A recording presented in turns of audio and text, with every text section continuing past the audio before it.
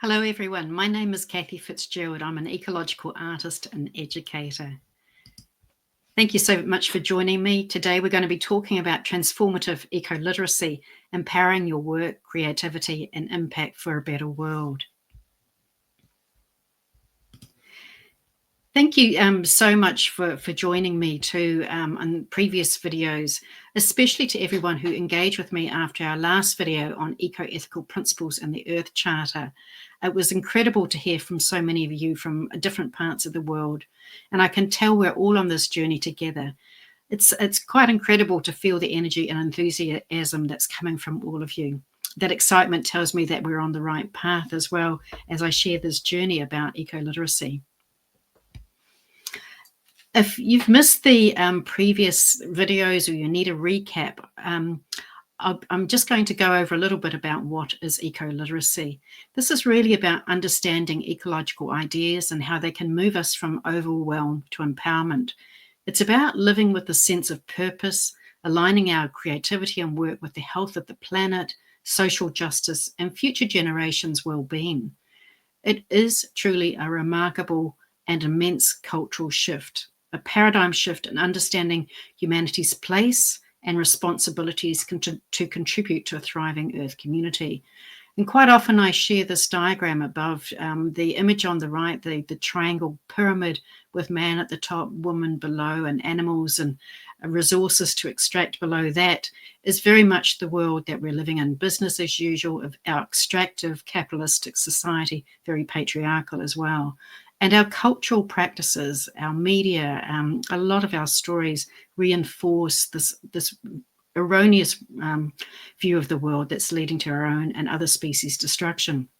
So we're moving to the middle image, really, where we're understanding we're one species among many, and that our species thriving depends on all species thriving. And there's the last image is actually in the shape of a heart. And it's also, I suppose, that the evolving ecological consciousness that we as a species have a responsibility to also care and contribute to how life on Earth is sustained. So if you haven't met me before, I'm Cathy Fitzgerald. I'm an ecological artist and educator. Over the years, I've helped countless people like you understand how to connect their work with ecological insights. And I'm so glad you're here with me as we dive deeper into how eco-literacy can transform your life and creativity for the much better world we know is possible. I'm often asked about the real world impact of my work. And I recently worked with a professional who felt disconnected from their work and aware that so much needs to change. They so truly wanted to make a positive difference to the place and the people they live with. They felt that they could inspire change in their community, but were unsure how to start or to contribute. And there's so many different people who are coming to me from different creative practices, some people who are working with quite solitary livelihoods, and others who are working with community groups. We're all on this journey together to how to incorporate ecological understanding. And I really do want to share that eco-literacy does have real world impact, but I also want to share that eco-literacy means that that everyone's journey is very, very unique. But I can share that by aligning this person's work with eco-ethical principles and how they embraced holistic ecological language, they gained confidence and saw their creativity reach a wider audience, sparking real change. Inspired by ecological visionaries, ones that resonated with them, and motivated by peers, they created meaningful work rooted in life-affirming values, contributing to the well-being of themselves as well as their community and environment. Becoming eco-literate is really energizing, and it's unique to each journey. And although it takes time, and sometimes you're this way of moving into a different ecological worldview can take many years, it is so rewarding. And I like to share this poem called The Clearing because it sort of encapsulates what I'm trying to share about eco-literacy.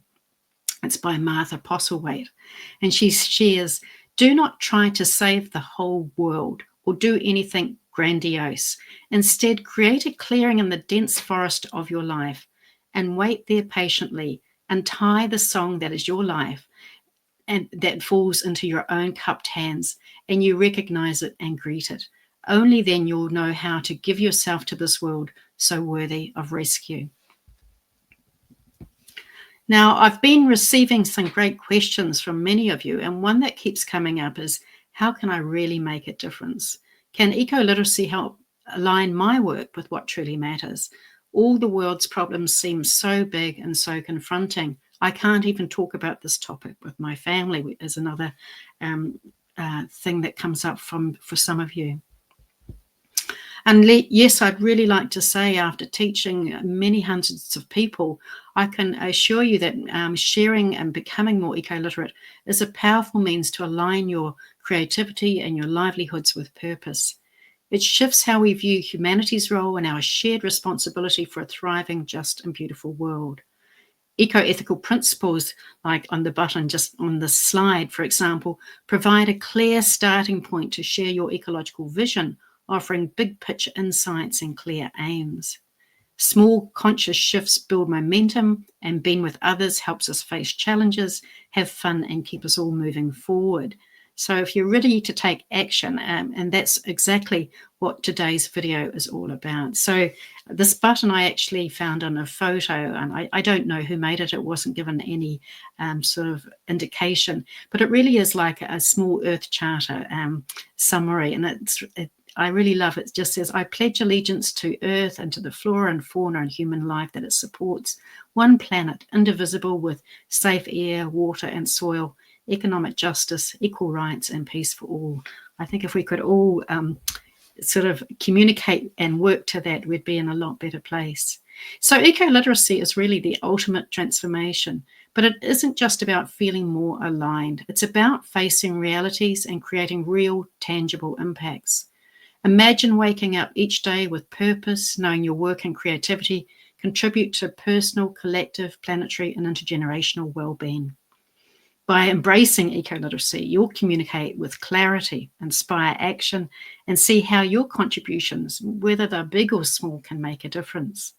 This transformation allows you to become a true change maker for lasting legacy. So as we move forward and start thinking about how your transformation can take shape, on 3rd of January, Haumea Ecoversity opens its doors. So if you're ready to align your work and creativity with what matters and take your transformation to the next level, this is the place for you. In the next video, I'll show you how to join our community so you can unlock your potential for positive change. And remember, by joining Haumea Ecoversity, you don't just transform your own life. Your learning and work ripples out as part of an immense cultural and global shift to a wiser, more compassionate ecological era, radiating positive change through every aspect of your creative practice and life. So get ready for the launch. And if you're ready to take your transformation further, stay tuned for the exciting details that will be coming out in the next day. I do recommend you join the link below if you're not already getting my newsletter.